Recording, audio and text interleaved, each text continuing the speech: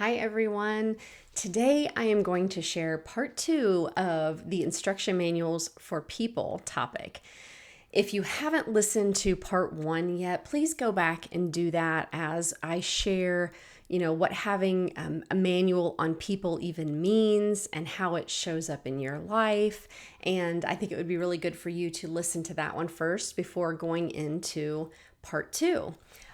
Part 2 is going to be all about why having these manuals on other people can be negative and bring about results we don't really want in our life.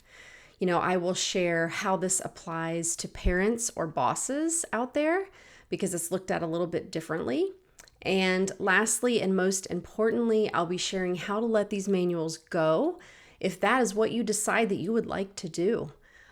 Part 1 was really all about explaining what a manual is and how to know if you have one. And this one is going to be all about deciding whether or not you want to keep them and how you kind of evolve to letting them go.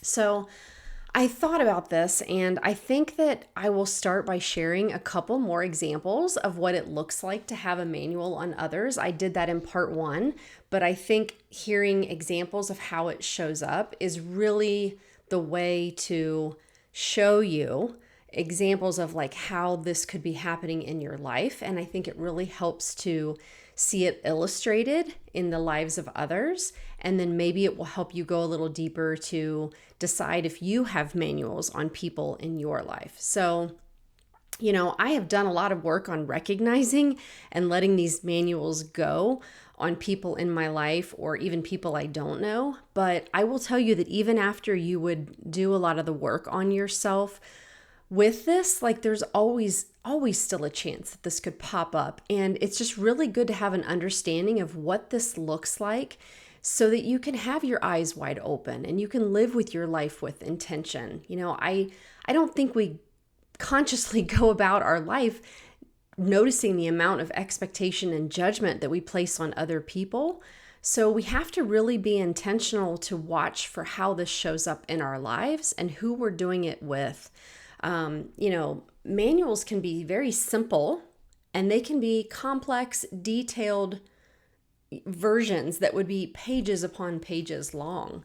So, again, as a reminder, manuals are unhealthy because when you have one, you put all the power and responsibility for your feelings and happiness into the hands of another. And it's really not fair to them either.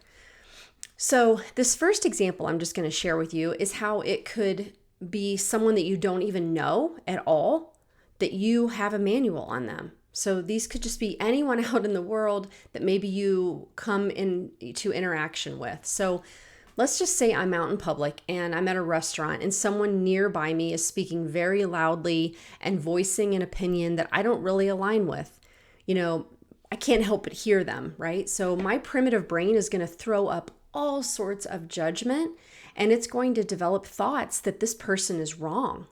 I am going to most likely feel, because of those thoughts, very defensive. And I'm going to feel the need that I have to defend myself against someone that I don't even know because of these thoughts that I'm having. So if I turn to my manual section on about how others should behave in public, in a public space, it may list things like, it's rude to talk so loudly in a public space. It's improper to use the language that they are. They are being inconsiderate of others around them that believe maybe differently than them.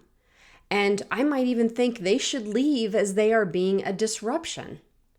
So if you noticed a tip in there, watch out for the shoulds. When you see the should, that is an indicator of a expectation and judgment that you may have on someone else, which could indicate a manual there. So I have a manual on the way that I think that people should behave in public. And you could see I had all these reasons of why they are not adhering to the manual that I have for them. And I could probably feel justified in finding a lot of people around me that would agree. I may also find some that don't agree. But that's where I sit. And so ultimately, I have a choice in how I want to allow this to affect me. I cannot control other adults, how they behave, what they believe, how they show up. But if I were to hold to my manual, most likely I am only going to see that they are not behaving in the right way. And as a result, I become so focused on it that I allow my dinner to be negatively impacted. I may spend all of my energy focusing on them, waiting for them to change so I can feel better. I may even end up ruining my own experience because I have placed all the responsibility on them for how I feel. I could have stopped and made the decision to tell my brain that other adults will behave as they wish, and I can choose to remove myself from the environment, or I can remind myself of what's important to me and refocus my attention. I can choose to let others behave how they wish around me and not make it mean anything negative for me. And I can avoid the feelings of defensiveness by managing my thoughts. So that's one example of how it might show up for people that you don't even really know. But I have a section in my manual on those people. Okay, so a second example I'm going to share does come from my own past experience. I think it's helpful for me to be honest and transparent and a little vulnerable sometimes in sharing stories of what's going on in my own life so that you can see that, we're all on this journey together and we're all dealing with things and we all have things that by sharing it, we can maybe help someone else see something from a different perspective. So when I was contemplating leaving our 47-year family business, I had all sorts of thoughts about it. Being that my two brothers were my business partners, I needed to share with them what I was thinking. And I had thought about this and I had put it off for quite a while. And, we had discussed this topic of what our future looked like together as business partners in this family business. But I was at a place where I wanted to speed up the timeline quite a bit from what our original plan was. And I can tell you that I went into this conversation with them having a manual on how I felt and thought that they should respond to me. And so if I would have turned to that section of my manual on how my two brothers and business partners should respond when I let them know that maybe I want to speed up our timeline of departing our family business, this is what maybe some things it would have said in there.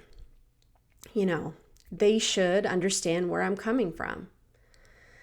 They should want to see me happy. They should not act frustrated, confused, or disappointed in any way. They should not throw up doubts, concerns, or roadblocks. They should not need any time to come to terms with this. This is a no-brainer. It was in my mind. I had spent a lot of time thinking about this ahead of time. They should be supportive and ready to move forward. And they should be happy about this and show it. It wasn't even that I, would have been okay with just neutral. I wanted to see the support and hear the support from them on that call. So things ultimately went fine because I have wonderful brothers and business partners.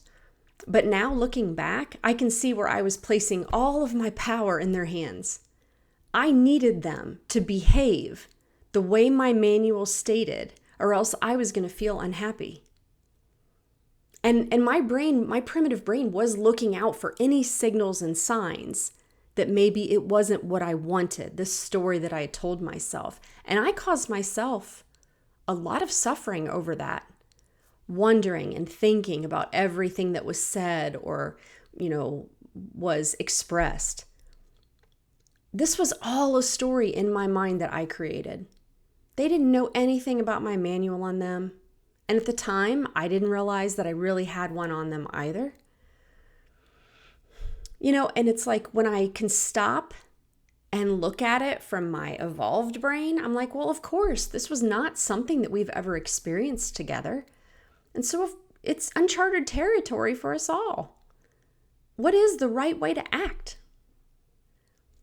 But I can look back now and see that how I came into that conversation with my manual on them, that I was bringing this like insistent, aggressive energy to the conversation, which did not help anything whatsoever. I also see how it undermined the sentiment that I really wanted to bring to that conversation. I had something I needed to share. I had expectations going into it of how they must react so that I could feel positive. And when that didn't happen maybe exactly the way my manual stated, who suffered? Did they suffer because of what I was thinking? No, it was all on me. I created all my own pain and suffering, all from the power of my own thoughts. They had no idea of the expectation I was placing on them. It was really inconsiderate and selfish of me when I look back. It was as if I didn't want to be present or to hear their concerns, only that mine was taken care of.